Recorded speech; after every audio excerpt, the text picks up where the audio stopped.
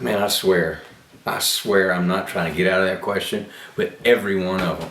What I'm looking for as a bass player is not necessarily like there was a time when a guy had to be perfect with a click, and then before that, a guy just had to have great timing, and that was the big man. He's got great timing. He's going to play sessions for a living. Blah blah blah. Now that's not what you have to have. It's just a vibe now. Your technique is second to how good something feels. Thank God.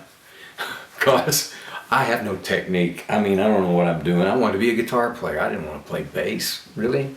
Bass?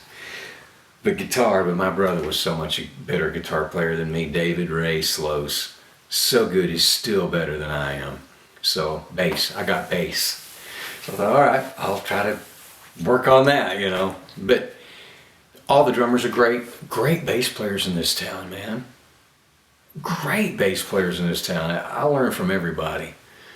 It's pretty crazy right now. I mean, there's a lot of positive vibes here.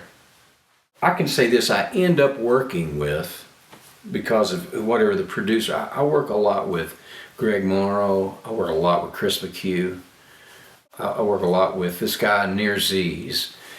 He's new to town, and he's been here a couple years from New York by way of Israel, Jerusalem, and he is awesome. They're all great and so different, so. Well, first of all, I played along with records. Everything I could find records. It's a great word, isn't it? LPs, long play discs. I played along with those.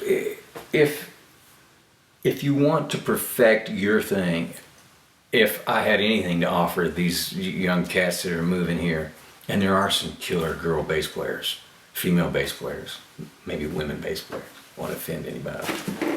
But I would say play with everything that you can. I mean, I just mentioned Earth, Wind and Fire and Stevie Wonder and Buck Owens in the same sentence.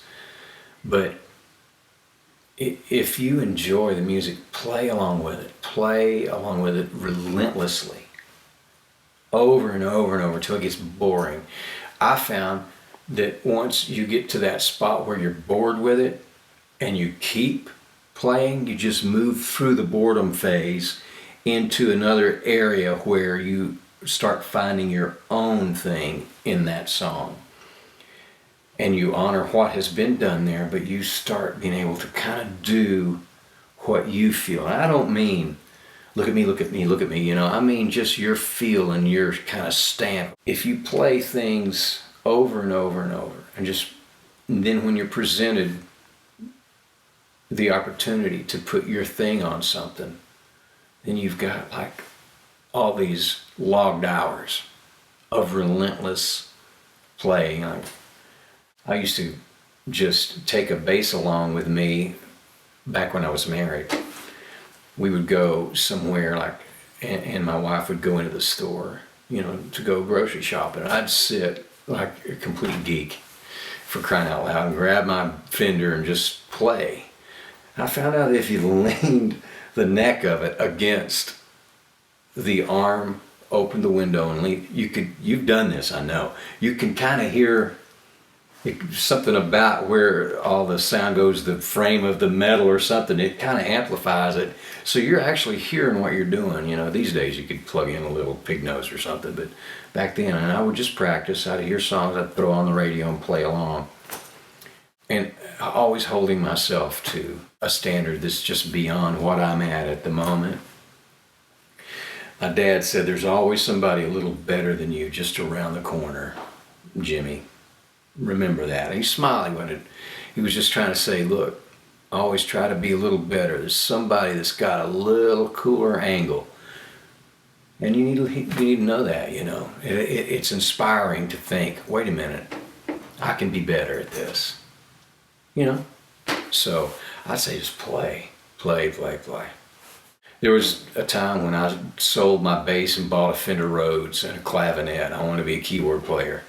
And I would still borrow basses and play them, but and then I got rid of that stuff and played guitar for a long time and got rid of that.